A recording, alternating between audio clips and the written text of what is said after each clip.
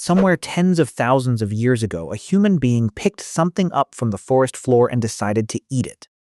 We will never know their name, what tribe they belonged to, or what exact plant ended up in their hands that day. Maybe it was a bright berry hanging quietly from a branch during a season when hunger made every risk feel smaller. Maybe it was a root pulled desperately from frozen ground during a brutal winter where starvation already felt dangerously close.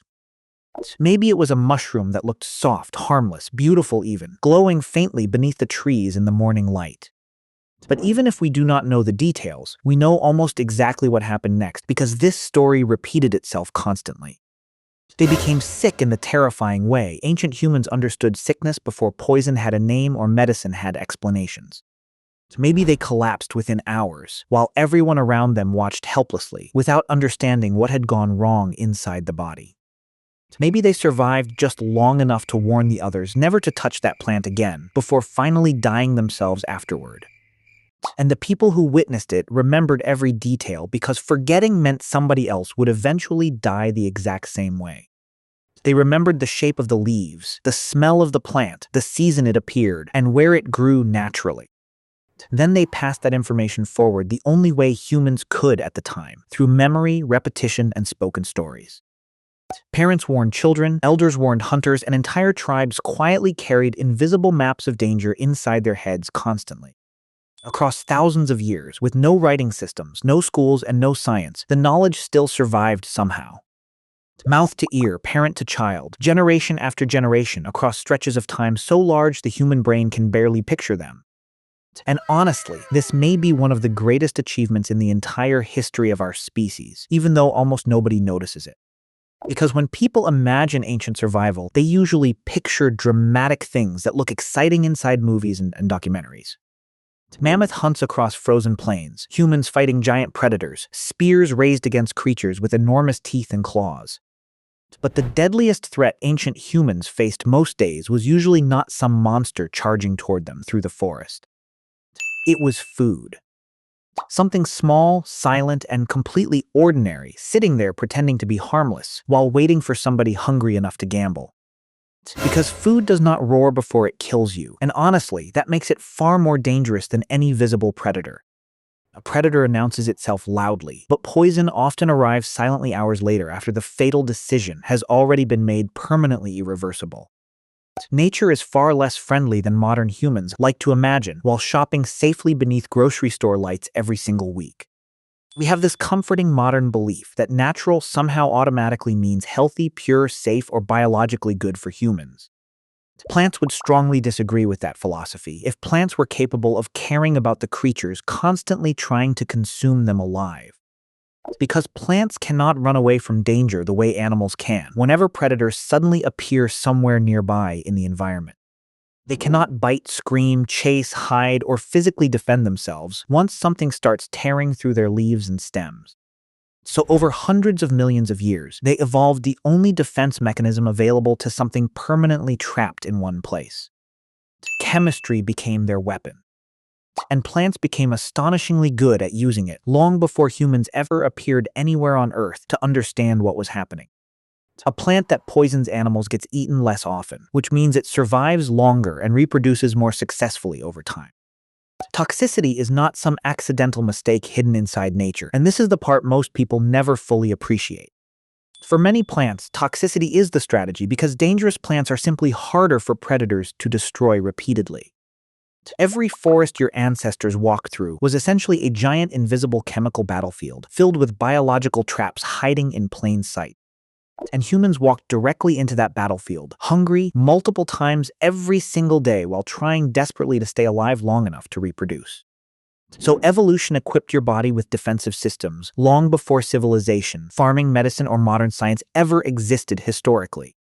The first line of defense was taste, especially bitterness, which your brain still instinctively reacts against even right now today. That bitterness children naturally hate is not some meaningless flaw in the tongue or random quirk of human biology. It is an ancient warning signal. Bitterness is strongly associated with alkaloids, a huge family of chemical compounds including caffeine, nicotine, morphine, and strychnine. Some alkaloids merely stimulate you temporarily, while others quietly shut down critical systems inside the human body completely. Your ancestors who instinctively avoided dangerously bitter foods were statistically more likely to survive and eventually produce descendants. The humans casually eating random bitter plants without caution often disappeared permanently from the evolutionary story before reproducing at all. Humans evolved around 25 separate bitter taste receptors, which is an absurdly high number when you stop and think about it carefully. Evolution built humans one strong detector for sugar, because sugar usually represented desperately needed calories and relatively safe energy sources. Then evolution built 25 separate alarms specifically designed to warn you something might poison you if swallowed carelessly.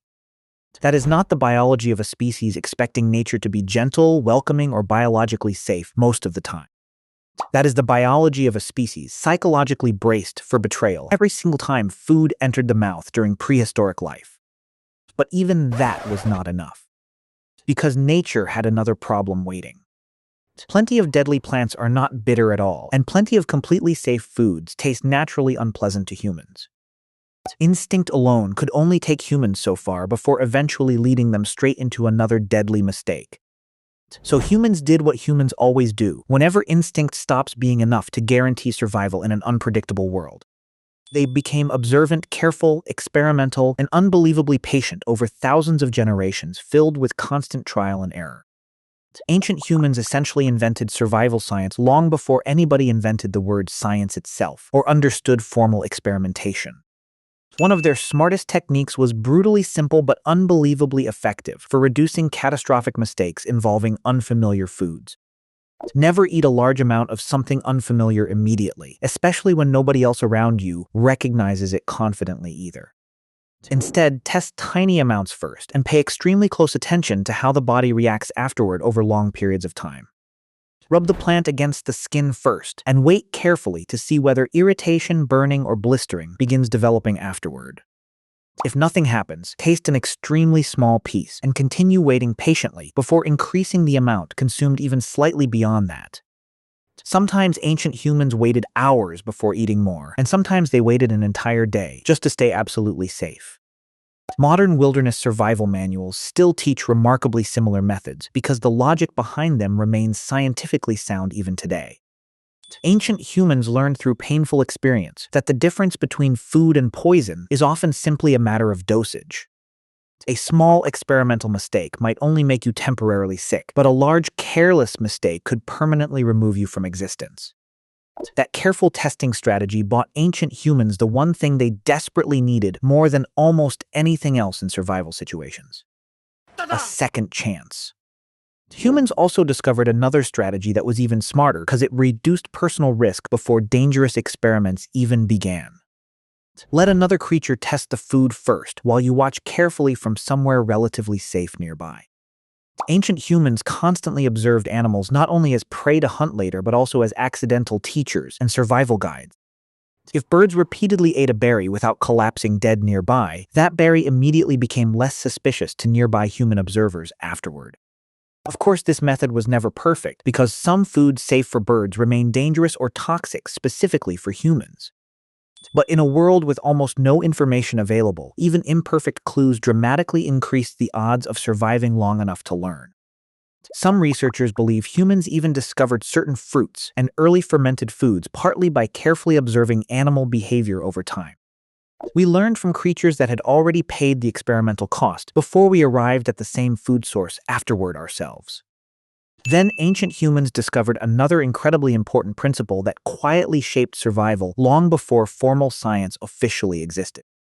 Change only one thing at a time whenever testing something unfamiliar inside a dangerous environment full of unknown biological risks everywhere. If you eat 3 unfamiliar plants in one afternoon and become violently sick later, you learn almost nothing useful afterward.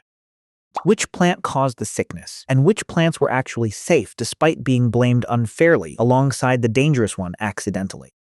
But if you test one unknown plant carefully and become sick afterward, now the group has gained valuable information permanently. Quietly, ancient humans were already practicing the foundations of the scientific method thousands of years before laboratories officially existed. Observation, experimentation, memory, pattern recognition, and transmission became survival tools long before humans formally understood science itself. Ancient humans were running controlled experiments, constantly using their own bodies as laboratories where mistakes carried deadly consequences.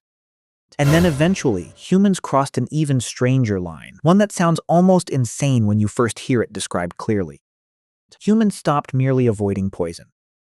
They started learning how to eat poison safely instead. This is the part of the story that genuinely becomes astonishing once you realize what ancient humans actually accomplished historically.